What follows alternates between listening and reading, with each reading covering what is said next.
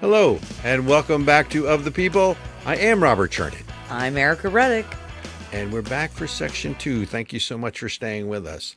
You know, Ericka, what I like most about you and I doing the show together is you bring such passion, fire, and spirit to almost every topic. Yes. But no, that I think it's terrific. So I want to stay with our theme of trust. You know, it's like, trust me, I'll respect you in the morning, that kind of thing, right? I mean, I generally tend, however, to be a Ronald Reagan devotee, which is trust but verify.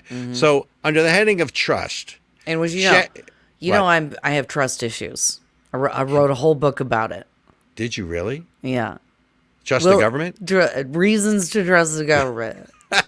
Okay, so I am really excited for this segment. Let's go. Okay. Shasta County in California, which is San Diego County. It's Southern California.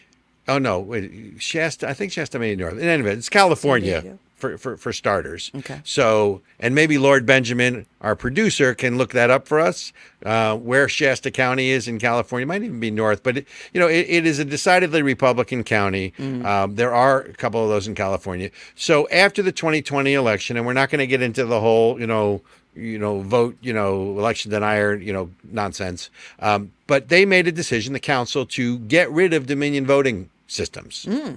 Right. Okay. And they went back to a hand count. Oh, cool. Right. And you would think, okay, that makes more sense because obviously, back to basics. It's more, I mean, the problem is people don't have confidence in the electoral results. And if you don't have confidence, that's an issue. So guess what the state legislature in California did after Shasta County did this? What? They have a bill proceeding from the House into the Senate that should be signed by the governor that is going to penalize Shasta County if they don't use, that doesn't have to be Dominion, but some sort of electronic voting system. Why? What do you think about that? Well, I don't know. You tell me. What? Why should you? Okay, wait. What? Okay. Are you speechless again? Are you speechless again? Local control, you guys. This is why I say that all the time. Local. Why would the state force a county to have to use a machine instead of hand counting? Well, here's what the state of California ends up saying. Okay. You ready? You ready for this? Okay. Now, if you can decipher what the state of California is saying here, you are better than I am. Okay.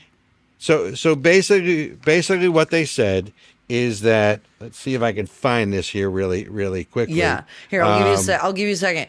You guys, first of all, I love the idea of going back to hand counting. I know it's not perfect. Nothing is perfect. Nothing in the world is perfect. However, I don't know if you guys remember back, even before the 2016 election, there have been 2014, there was questions about voter machines back when it was like Bush v. Gore and stuff like that. Do you guys remember watching ABC, NBC, CBS, all the major news outlets had researching on how easy it was to hack voter machines? I don't know about you guys, but if you watched the same reports I did, they literally went through, showed you how easy it was to open up a machine and, change out the cards and change numbers. And I think they called it, variable vectors or I don't know. There was some technical term and you could hack a machine in 5 minutes. And I think, right, left, and center, Americans doubt and question the integrity of elections. That's not a Republican thing. That's not a right-wing thing. That is an across-the-board thing. I think it's something like 60% of Americans don't trust the integrity of their elections. And so I think, I don't know how we fix the gap in trust of elections, but this legislation does not sound like it. Well, you know what it comes down to, really, Ericka? What it really comes down to is confidence level in the integrity of the results. And whatever we as a country need to do to have confidence that our elections are free and fair, that's really what we need to do. So here's what the California State Legislature, it should be local, but here's what the California State Legislature said, that the Shasta County must enter into a contract with a certified electronic voting system vendor well in advance of the March 2024 statewide primary elections or any intervening elections, and failure to do so, as discussed above, will render Shasta County in violation of both federal and state law. So you know what this comes down to? So last segment, it was trust science. This segment, it's trust the machines, right? Trust the machines, because... How bad could that go? Well, it comes down to election integrity. It comes down to...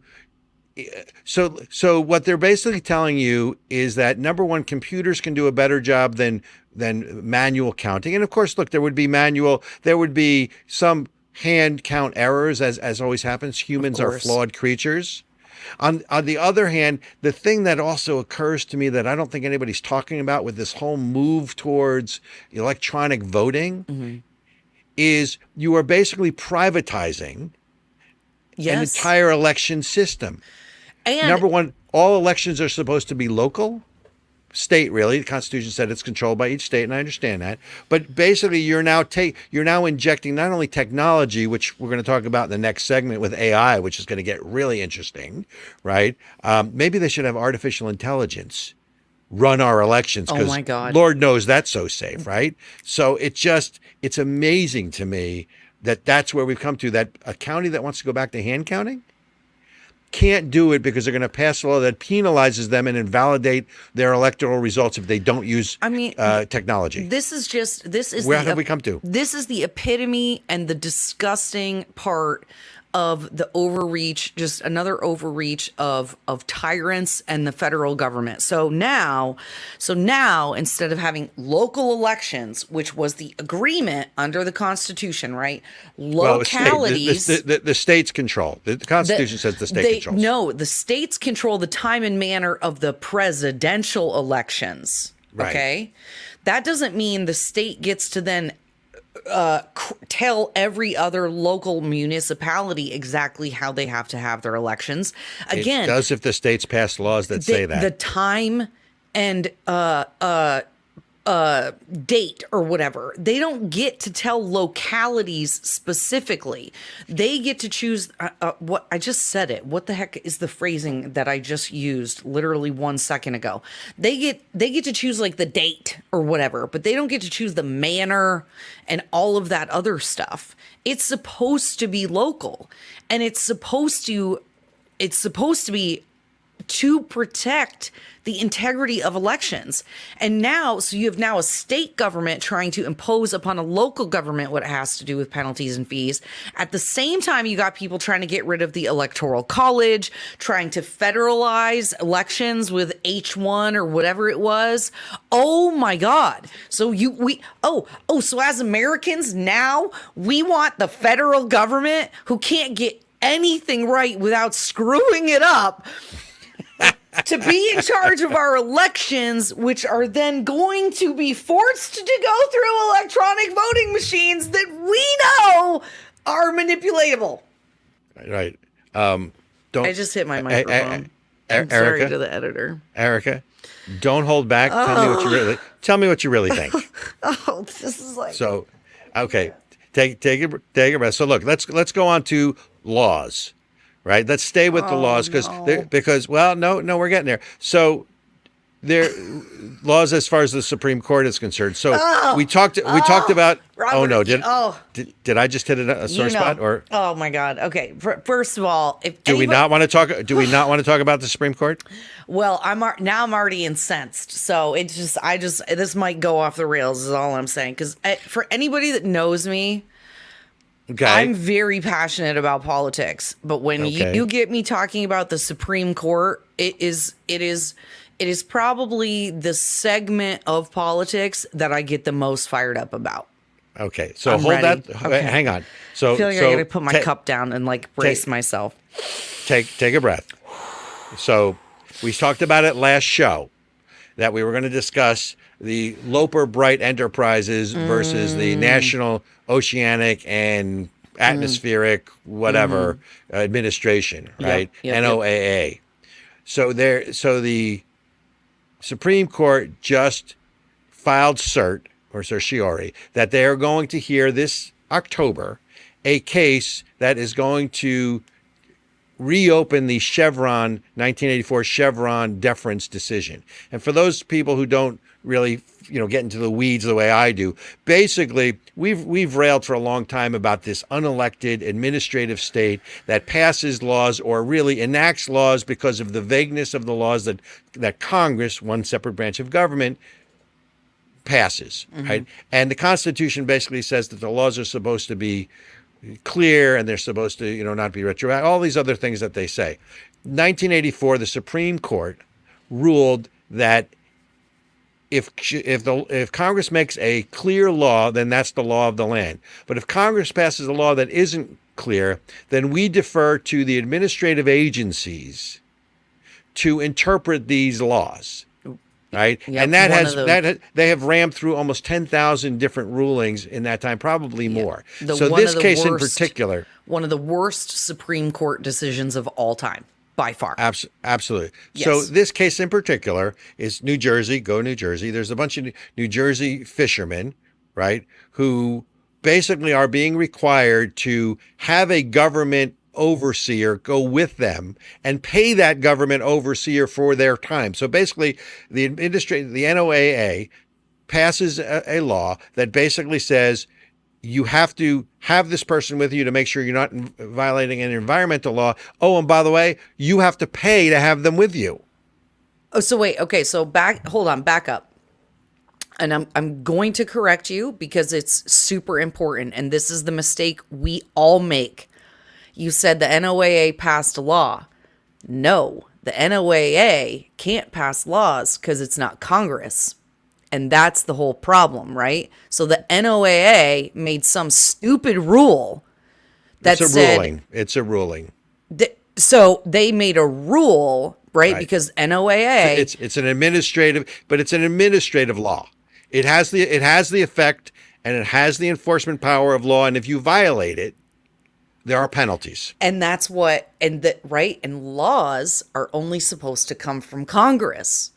And so this is what you guys, this is when we talk about, I want to make sure we're honing that into people. When we talk about the unelected fourth branch of government, the NOAA, the deep state, is a department within the administration that gets to set policy and rules, even though under our Constitution, the Congress is supposed to do that. So, Ericka, and I agree with you, but this goes to the balance of power. You were talking about this was a flawed decision, and most certainly all the originalists that I know, and certainly most legal scholars think that it was if not an overreach, just a really bad decision. Oh my God. Right up there, going back to 1896 with Plessy Ferguson. And for those of you who don't remember Plessy Ferguson, just remember Separate but Equal, where the Supreme Court ruled that segregation based on race was okay, right? It was later overturned as it was a mistake. And this, again, when they file cert or certiorari, it means that 4 out of the 9 justices agree to hear the case. Obviously, they're going to overrule, or they're going to reform, or they're going to address the Chevron 1984 decision, the Chevron deference, and that could be more impactful than Bruin, which was the gun rights. That could be more impactful than Dobbs, which was obviously overturning Roe v. Wade. Oh, so, folks, look for wait, hold on, Robert. What? Hold on. If they overturn I just got goosebumps, okay? I'm going to cry. I'm so excited. Don't cry. Please don't cry. I know, but it's the good kind of cry. I hate when women cry. I know, but it's the good kind of cry, though.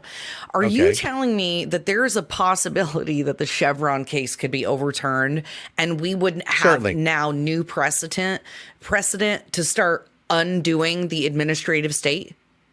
Yes, that's exactly what I'm saying to you. And look, Neil Gorsuch, Supreme Court Justice Gorsuch, wrote a book called "The Republic If You Can Keep It," and if you folks, it's not a page turner, but it's a brilliant read. If you haven't read it, I strongly suggest you read it. Not because it foreshadows or pretends anything with regards to this case, but it basically says that laws need to be clear, because how do you expect people to obey the laws if they're not clear? Number one. Number two, that Congress has an obligation to pass laws that are clearly understood, and not delegate or allow another branch to essentially make law and then enforce law. And again, what it does is what the Chevron decision did many things, was to basically imbalance the checks and balances within the three branches of government. So look for the Supreme Court. I mean, obviously, if they hear it in October, they're not going to rule till 2024, but look for the Supreme Court to take that case on and either reform, or who knows, because I will tell you, the new Supreme Court Justice, is it Ketanji Brown? I forget. Ketanji Brown Jackson. Jackson. So Supreme Court Justice Brown Jackson, or Supreme Court Justice Jackson, has to recuse her. KBJ, thank you. There's too many acronyms. Has to recuse herself with an R, folks, because she, when she was a federal judge, did rule on the Chevron case, or a case that involves Chevron. So it's going to be 8 justices, not 9. It's good. I still think this is amazing. I still think it's 5-3, might even be 6-2. Gorsuch is squishy, though. Gorsuch is squishy. Whether he's squishy or not, and I'm not predicting anything, I would just tell you that this is a chance to, like Plessy Ferguson, undo or revise or amend a really bad Supreme Court decision that has had the workings of the federal government out of balance, and has allowed the mushrooming and developing of this massive administrative state. Nameless, faceless bureaucrats who get to pass laws and say to the fishermen in New Jersey that, hey, not only, you have to have us with you, you have to have someone with you, but you have to pay $700 a day so we can watch to make sure you're not breaking the law. How do you like them apples? Speaking of watching you to make sure you don't break the law, where can they reach out? Where can our viewers and listeners reach out if they've got questions, comments, or would like to give us general feedback? Well, I certainly don't want them reaching out for me. I think they should all reach out for you, personally. Okay. No, we would love your comments. They're starting to roll in. I really appreciate that. We try to get to each and every one of them. If you want to comment, good, bad, or ugly, Robert C. at acekfund.org. That's Robert C. at acekfund.org. Or on Twitter at RB Chernin, RBCHERNIN. Ericka, does that mean we have to go to break? This can't be that quick. Does it really? Yeah. I was just getting started. Oh, I know. This is a good topic. We'll talk about it in the next segment, maybe. So, next time I'm going to try to pick a topic you're more passionate about. I just want you to know. Folks, thanks for staying with us. We do have to go to station break, but stay tuned. We are going to delve into from trust. What do we start with? We started with trust the science to trust the. What was the second one? Trust the machines. We're going to have more of trust the machines. We're going to AI next. Stay tuned. We'll be right back.